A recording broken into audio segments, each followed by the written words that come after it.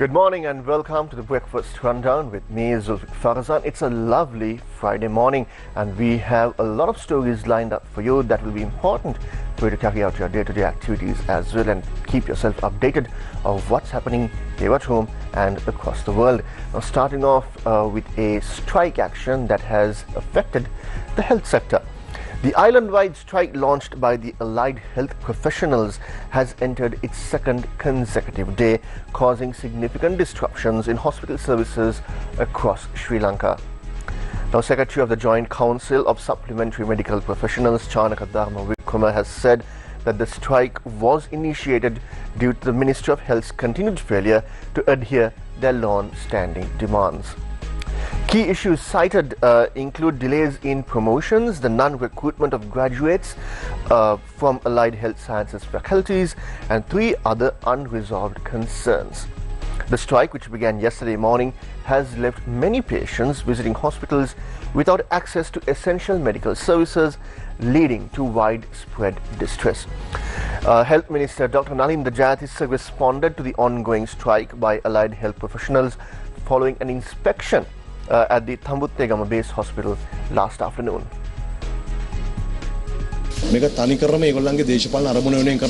This strike is clearly being driven by political motives. If their intention is to disrupt the healthcare system, we are not willing to negotiate under those terms. We are always ready to resolve issues through discussion.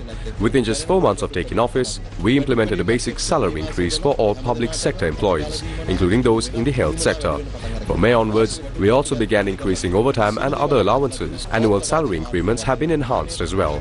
These benefits will continue to improve in line with economic growth. Therefore, I urge these professionals not to misuse their union power in any way that harms patients and weakens the healthcare system.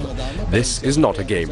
They have already begun calling for 24 hours to 48-hour strikes every week or 2. We are prepared to face this, but ask them to return to work first. Then we can talk.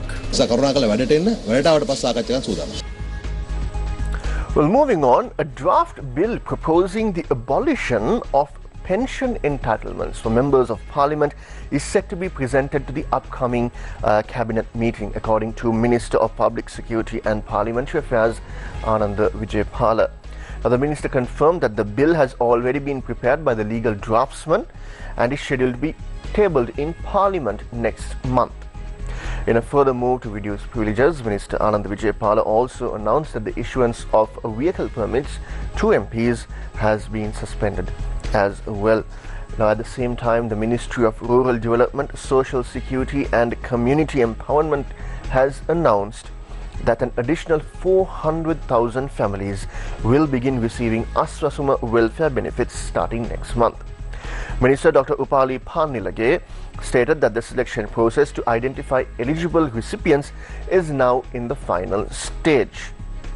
The minister also revealed that benefits of approximately 420,000 families previously classified under the transitional group were discontinued in April this year. Currently, a total of 1.38 million families across the country are receiving unemployment and welfare assistance under the government's social protection programs. Now, dengue has become a very serious issue in Sri Lanka, with more than 24,000 cases being reported within the first 5 months of this year alone.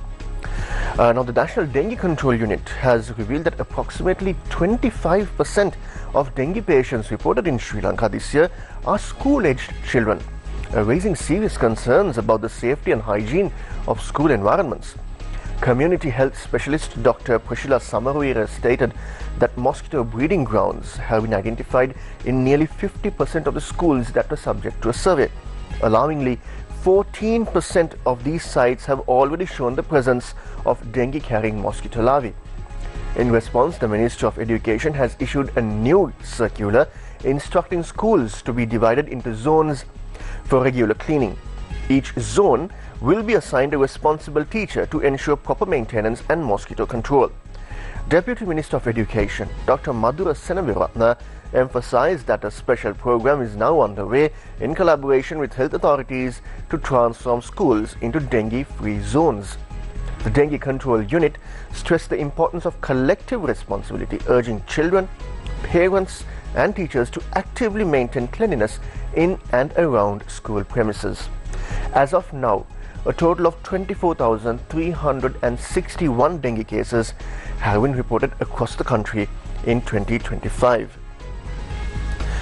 Now, there is a developing story in Sri Lanka where an assistant controller of the Department of Immigration and several others were taken into custody and remanded for facilitating the issuance of a forged passport for an organized criminal who is currently hiding in Dubai. Now, this has raised serious concerns about security and the departure and arrival of criminals into the country. Now, the Minister of Public Security and Parliamentary Affairs has announced a major security upgrade at the Bandaranaike International Airport in Katnaika, with plans to install facial recognition cameras at all immigration counters. According to Minister Ananda Vijaypala, only 8 counters currently have these surveillance systems in place. Under this new initiative, facial recognition technology will be deployed across all 30 immigration counters with the assistance of Sri Lanka Police. The minister said that this move is aimed at enhancing national security by enabling authorities to identify organized criminals, individuals with outstanding warrants, and suspects involved in serious crimes as they attempt to enter or leave the country. The Criminal Investigations Department will monitor the system 24/7 to ensure real-time identification and response. Now, until the full rollout is complete, immigration officials have been instructed to utilize the existing facial recognition equipment counters as frequently as possible. Minister Vijaypala further stated that this initiative is part of a broader strategy to tighten airport security and prevent the illegal departure of or arrival of individuals involved in criminal activities.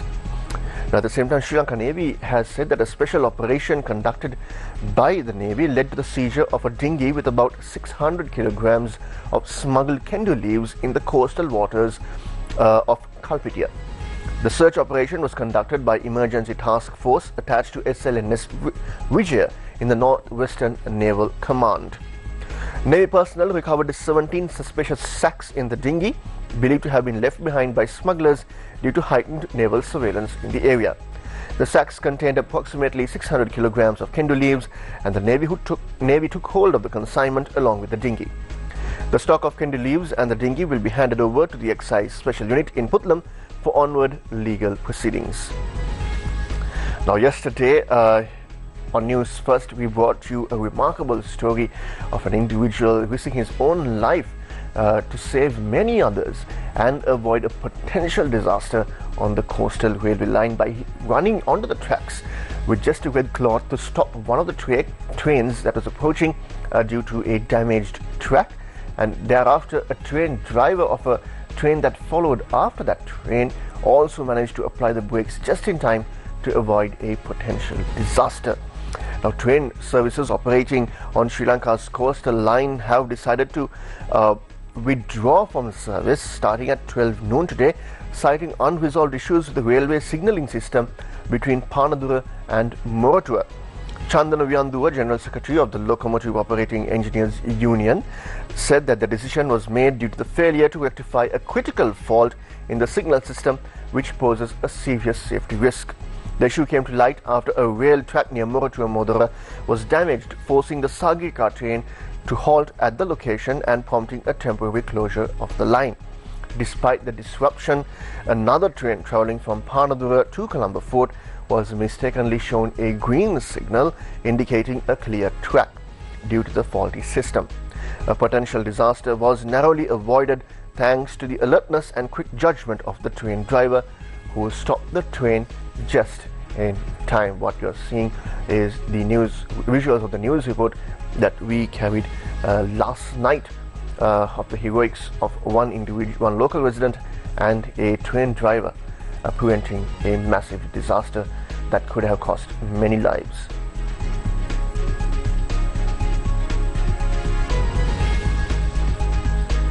Now, moving on to news overseas. Investors have sold off shares in Tesla as tensions erupted between boss Elon Musk and US President Donald Trump. Shares in the electric car company dropped 14%, wiping out roughly 150 billion US dollars in market value in one of the worst days in months. The losses were an indication of what might be at stake for Elon Musk as he breaks with the White House known for wielding the power of government against what it seems as enemies. As the dispute dissolved, Trump threatened to cut off government contracts to Musk's companies, including rocket firm SpaceX, which has contracts worth tens of billions of dollars with the government.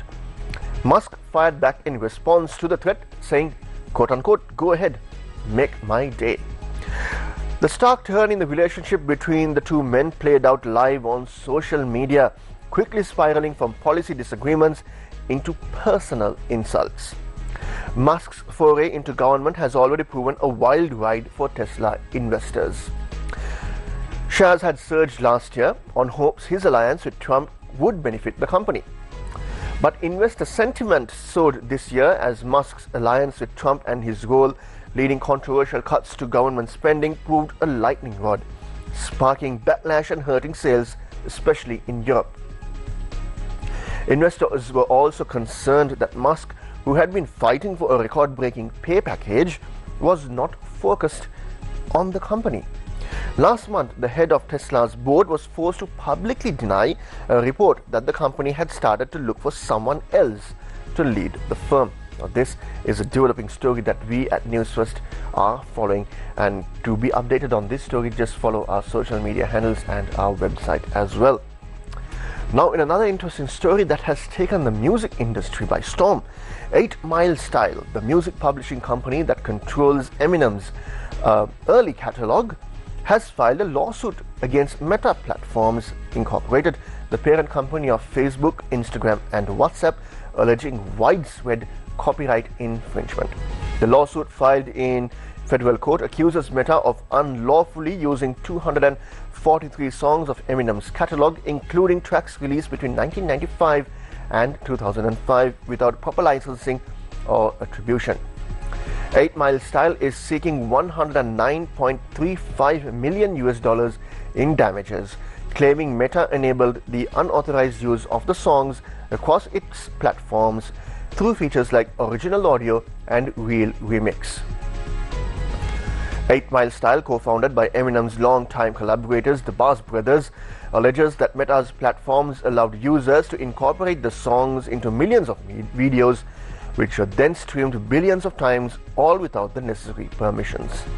The company is demanding $150,000 in statutory damages per song and has requested a jury trial. While Eminem himself is not directly involved in the lawsuit, the case could have significant implications on how tech platforms handle copyright music, especially from legacy artists with high valuable catalogs. And finally, something interesting from the French Open. It's not about the match. Novak Djokovic is not letting Arina Sabalenka one-up him in, in their battle. That's a dance battle.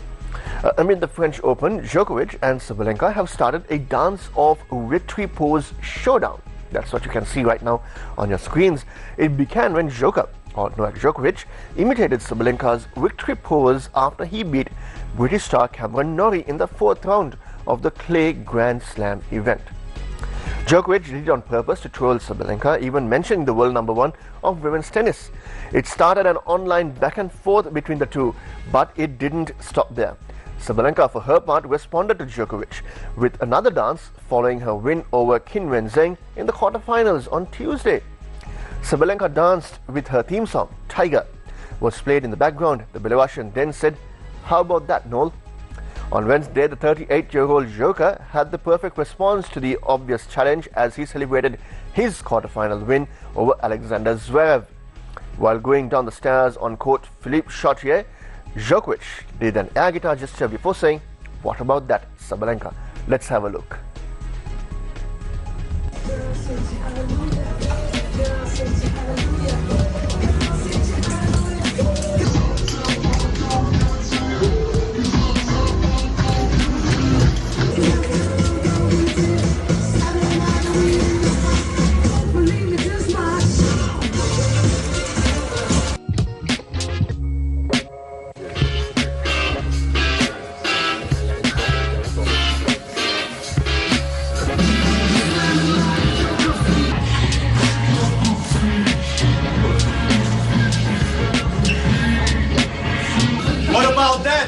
Lanka.